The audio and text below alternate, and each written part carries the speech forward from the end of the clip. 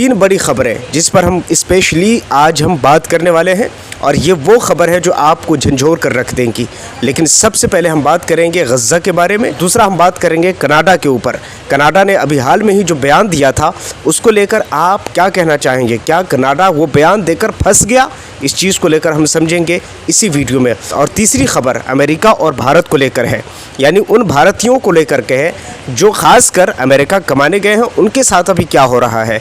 आपको ज़रूर इस वीडियो को देखना चाहिए और पूरा वॉच करना चाहिए। और आपको जो कुछ हो रहा है इस देश में या फिर इस देश के बाहर, ख़ासकर जब हम भारतीय अगर इस चीज़ को लेकर अगर मुद्दा बनाकर अगर उठाते हैं तो मैं समझता हूं कि आपको इस चीज़ को समझना चाहिए। अब आते हैं कि करके एक एक मुद्दे पर बात करते हैं। एक तस्वीर मैं आपको दिखाना चाहता हूं जो कि सैटेलाइट के ज़रिए वो तस्वीर ली गई है। इस तस्वीर को आप गौर से देखिए, ध्यान से देखिए और फिर बताइए कि इस तस्वीर में आपको क्या नज़र आ रहा है। आपको ऐसा लग रहा होगा कि ये कोई छोटे छोटे पार्टिकल्स हैं, लेकिन ऐसा नहीं है। ये वो मासूम बच्चे हैं, ये वो गज़ा के लोग हैं जो अपनी ज़िंदगी ढूंढ रहे हैं। पूरी दुनिया के चेहरे पर कालक पोतने के लिए काफ़ी है, पूरी दुनिया का सर शर्म से झुका देने के लिए काफ़ी है। बताऊं मैं आपको, ये वो गज़ा के अंदर में छोटे छोटे बच्चे कचड़ों में अपनी ज़िंदगी तलाश कर रहे हैं। छोटे छोटे बच्चे अपनी ज़िंदगी खोज रहे हैं इन कचड़ों में, और अपने लिए एक वक्त का खाना, एक लुक़मा खाना सिर्फ ढूंढ रहे हैं और तलाश कर रहे हैं कि शायद मुझे एक लुक़मा खाना मिल जाए, एक लुक़मा, सिर्फ एक वक्त का खाना मिल जाए। और आप सोचिए कि वो कहाँ तलाश कर रहे हैं, वो कचड़ों में तलाश कर रहे हैं। अभी 2 दिन पहले की खबर बताऊं, सऊदी अरब के अंदर में एक 360 एंगल घूमने वाला झूला जिसके ऊपर लोग बैठे, खासकर सऊदी महिलाएं और कुछ लोग बैठे, और जब वो झूलना शुरू हुआ उसके बाद बहुत सारे लोग नीचे गिरे। नीचे गिरने के बाद बताया जाता है कि कुछ लोग बेहद उनकी हालत ख़राब हुई, वो आईसीयू तक पहुंच गए, और कुछ लोग अभी बहुत से लोग ऐसे हैं जो ज़ख्मी हैं।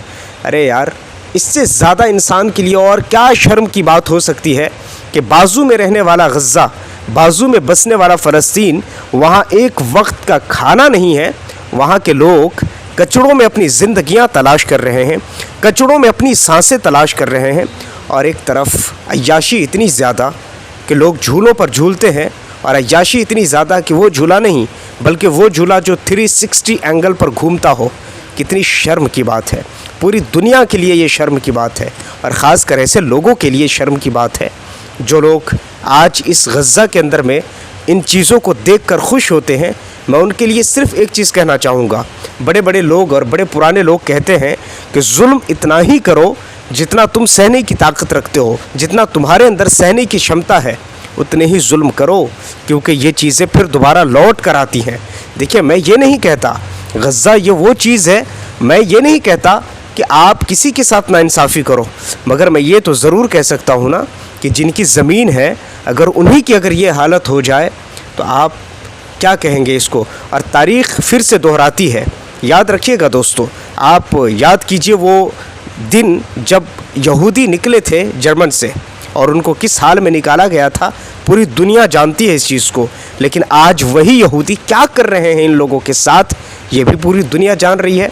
वहीं पर अगर हम बात करें अगली खबर की, तो ट्रंप ने इज़राइल के लोगों को ये आश्वासन दिया है, और ये कहा है, ख़ासकर ऐसी फैमिलीज़ को वो उसने आश्वासन दिया है, भरोसा दिया है कि भाई तुम लोग घबराओ नहीं, तुम्हारे लोग जितने जो बंधक हैं वो हमास के जो अंडर में हैं, हम उनको ज़रूर छुड़ा लेंगे। और हम चाहते हैं कि गज़ा के अंदर युद्ध ख़त्म हो जाए। वो कितना चाहते हैं, अब आने वाली ख़बर से आपको मैं बताना चाहूँगा कि वो कितना चाहते हैं कि गज़ा के अंदर युद्ध ख़त्म हो जाए।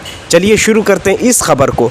अब इस वीडियो की दूसरी सबसे बड़ी खबर और इम्पोर्टेंट खबर, अभी हाल फिलहाल में ट्रंप की तरफ से कनाडा पर लगाए गए टैरिफ को देखते हैं।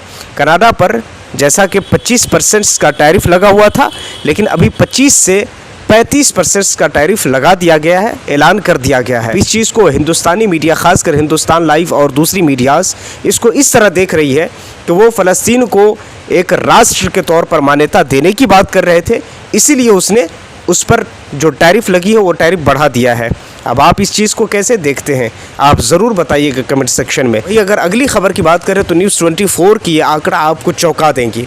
न्यूज़ 24 कहता है कि हर रोज़ अमेरिका से 8 भारतीयों को निकाला जाता है, डिपोर्ट किया जाता है। अब इसके पीछे रीज़न क्या है, इसके पीछे तर्क क्या है, आप अच्छी तरह समझ सकते हैं। ये क्या हो सकता है, अब आप अंदाज़ा लगाइए उन लोगों के बारे में जो भारतीय यहाँ से मजदूरी करने जाते हैं, यहाँ से पैसे कमाने जाते हैं। अभी रिपोर्ट आ रही है न्यूज़ 24 की कि हर दिन यानी पर डे 8 भारतीयों को अमेरिका के अंदर से डिपोर्ट किया जाता है, निकाला जाता है। अब अगर रीज़न की बात करें तो ट्रंप तो एलन मस्क को भी बाहर निकालने की धमकी दे चुके, ज़ोहरान ममदानी को भी बाहर निकालने की धमकी दे चुके। तो आप जब इतने बड़े बड़े लोगों को अगर निकालने शुरू कर दिए और इतने बड़े लोगों को धमकी मिलने शुरू हो गए, तो ये तो खैर आम नागरिक बेचारे जो 2 पैसों के लिए बाहर गए हैं, कमाने के लिए बाहर गए हैं, इन लोगों के लिए अगर ट्रंप अगर इतना बड़ा व्यवस्था करता है तो शायद ये आश्चर्यजनक नहीं होगा। तो ये थी आज की बड़ी खबर। आप इन तमाम वीडियोस और रिपोर्ट के बारे में क्या कहना चाहते हैं, नीचे कमेंट सेक्शन आपके लिए खुला है। नीचे जाइए, कमेंट सेक्शन में अपनी राय दीजिए, अपने बारे में जो कुछ आपके मन में है आप वहाँ लिखिए, बताइए आपके मन में क्या चल रहा है। और हाँ, पहली दफ़ा अगर चैनल पर आएँ तो चैनल को ज़रूर सब्सक्राइब कर लीजिए, बेल आइकन को प्रेस कर लीजिए। अपना बहुत सारा ख्याल रखिए। गज़ा के लोगों के लिए जितना हो सके आप अपना दर्द सोशल मीडिया पर अपने हिसाब से जो कुछ कर सकते हैं वह आप कीजिए। मैं मिलता हूँ किसी और वीडियो एंड टॉपिक के साथ। जब तक के लिए थैंक यू फॉर वॉचिंग।